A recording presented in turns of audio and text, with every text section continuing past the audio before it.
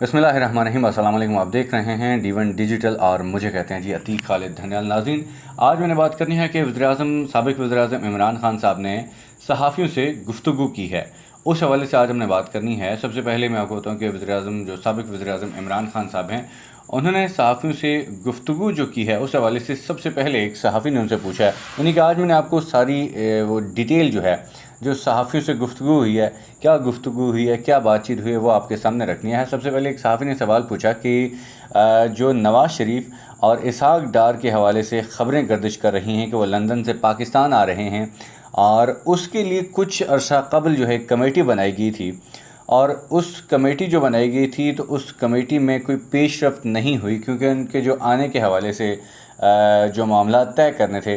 तो उस हवाले से सवाल किया गया कि इसहाक़ डार साहब ने कॉल की है पाकिस्तान में और कॉल करके पूछा है कि वो कमेटी जो है वो बनाई थी उसका क्या बना है, यानी कि सवाल किया है। तो इमरान खान साहब ने कहा कि मैं जो है नवाज़ शरीफ और उसके अलावा इसहाक़ डार का पाकिस्तान आने का इंतज़ार कर रहा हूँ, वो आएँ पाकिस्तान और फिर जो है मैं उनको उन्होंने कहा कि मैं जो उनका इंतज़ार जो कर रहा हूँ वो इंतज़ार जो है बड़ा बेसब्री से मैं उनका इंतज़ार कर रहा हूँ, वो आएँ और उनको बड़ा शानदार जो है उनका इस्तकबाल करूँगा। इमरान खान साहब से एक सवाल पूछा गया कि गुज़श्ता रोज़ जो है आपने एक बयान दिया है कामरान खान साहब को, जो एक टीवी चैनल के ऊपर इमरान खान साहब ने बयान दिया था आर्मी चीफ़ के एक्सटेंशन के हवाले से, उसको लेके ऐसे जो है आज जो है पूरा दिन जो स्क्रीन के ऊपर और कल भी पूरा जो है वक्त जो है उसी के ऊपर लगाया गया कि आर्मी चीफ़ के हवाले से इमरान खान साहब ये कह रहे हैं कि अब जो है इमरान खान साहब यानी कि ये कह रहे हैं कि आर्मी चीफ़ को एक्सटेंशन दी जाए, यानी कि जब तक इलेक्शन होते हैं तब तक आर्मी चीफ़ को एक्सटेंशन दी जाए। जबकि इमरान खान साहब ने वो सिर्फ सवालों के जवाब दिए थे। अब इमरान खान साहब ने तरदीद किया, उन्होंने कहा कि मैं ये चाह रहा था कि मैं ये कहने का मतलब ये था कि मैं ये नहीं चाहता कि आर्मी चीफ़ की जो सिलेक्शन हो, एक्सटेंशन हो या जो सिलेक्शन हो वो नवाज़ शरीफ और उसके अलावा ज़रदारी के हाथों में हो।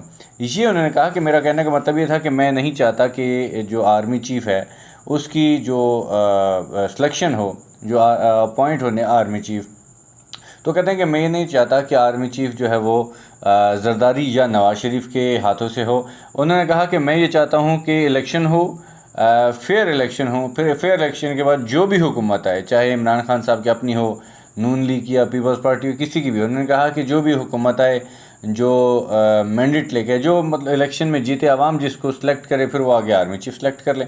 ये उन्होंने कहा कि मेरा कहने का मतलब ये था। बाकी कोई और उन्होंने कहा कि इस तरह से मैं नहीं चाहता, मैं ये भी नहीं कहता कि इसको आर्मी चीफ लगाएं, उसको आर्मी चीफ लगाएं, किसी को लगाएं। उन्होंने कहा कि मैं इस हवाले से कुछ भी नहीं कहा। उन्होंने कहा कि मैं सिर्फ इलेक्शन तक छोड़ना चाहता हूँ कि इलेक्शन तक इलेक्शन हो और उसके बाद जो भी जो है वो आए और जो हुकूमत आए और उसके बाद जो है इलेक्शन हो और वो जो है उसको सिलेक्ट करें। अच्छा, फिर उनसे ये पूछा गया है कि आपने जो कल बयान दिया है उस हवाले से हुकूमत की जानिब से मुकम्मल खामोशी है, कोई बयान नहीं सामने आ रहा। उन्होंने कहा कि मैंने उनको ऐसी हिंसुन की है कि उनको समझ ही नहीं आ रही कि अब किया क्या जाए, क्या हो। उन्होंने कहा कि मैं फ़ौज के ख़िलाफ़ बिल्कुल नहीं हूँ और साथ उन्होंने कहा कि जो मुल्क के ख़िलाफ़ होगा मैं उसके ख़िलाफ़ होगा और जो पाकिस्तान के हक़ में होगा मैं उसके हक़ में होगा। फिर सहाफ़ी ने एक और सवाल किया, उन्होंने कहा कि आप तो फ़ौरी इंतखाबात की बात करते हैं, दूसरी जानिब जो मौलाना फजलुर रहमान साहब का एक बयान जो था और एक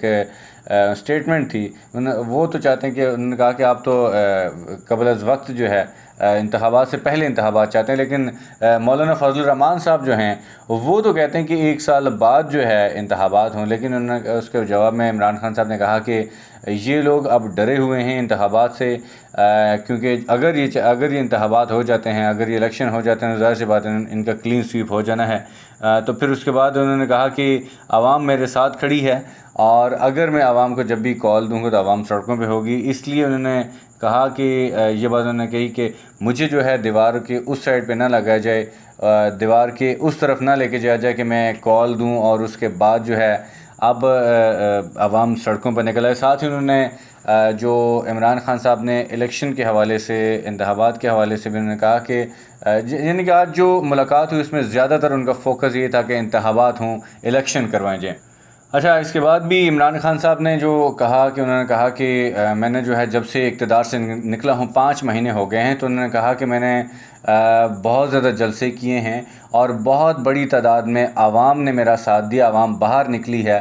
तो उन्होंने कहा कि ऐसा भी हुआ था कि हर दिन मैं जलसे करता था और हर दिन जलसे में, और ऐसे भी हुआ, कभी कभी ऐसे भी हुआ कि एक दिन में एक शहर में 2 जलसे किए और उसी शहर में 2 जलसों में बहुत बड़ी तादाद में आवाम वहाँ पे मौजूद थी। उन्होंने कहा कि बहुत बड़ी तादाद में लोग वहाँ पे थे, तो बहुत ज़्यादा लोग मेरे साथ मौजूद हैं। उनका ये कहना था कि अगर मैं आवाम को कॉल दे दूँ तो ज़ाहिर सी बात है आवाम ने सड़कों पर निकल आना है। तो उन्होंने कहा कि ऐसा जो है आवाम में इतना टेम्परेचर मैंने इससे पहले कभी नहीं देखा, बॉइलिंग पॉइंट के पास चला गया है, इतना ज़्यादा आवाम के अंदर टेम्परेचर है। आवाम जो है बहुत ज़्यादा अब जो है इलेक्शन की तरफ जाना चाहती है। आवाम भी, सारी आवाम, उन्होंने कहा कि इलेक्शन की तरफ जाना चाहती है।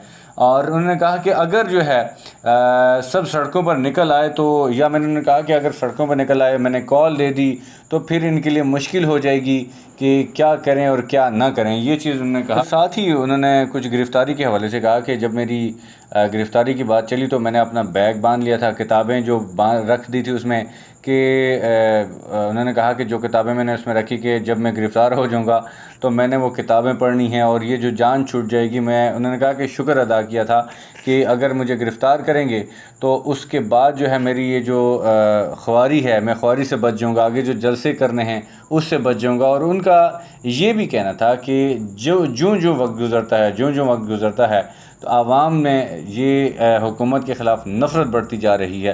ज़ाहिर सी बात है कि महंगाई होती है, जैसे वक्त गुज़रता है तो आवाम में नफ़रत फैलती ही जा रही है।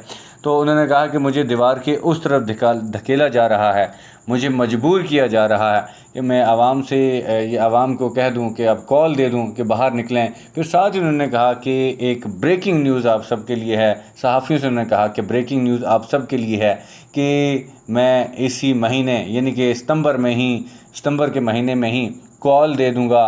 और लॉन्ग मार्च की कॉल, उन्होंने कहा कि लॉन्ग मार्च की कॉल, क्योंकि उन्होंने कहा कि ये पंजाब से, KPK से और उसके अलावा तमाम जो सूबे हैं वहाँ से आवाम ने निकलना है तो बहुत मुश्किल हालात हो जाएंगे।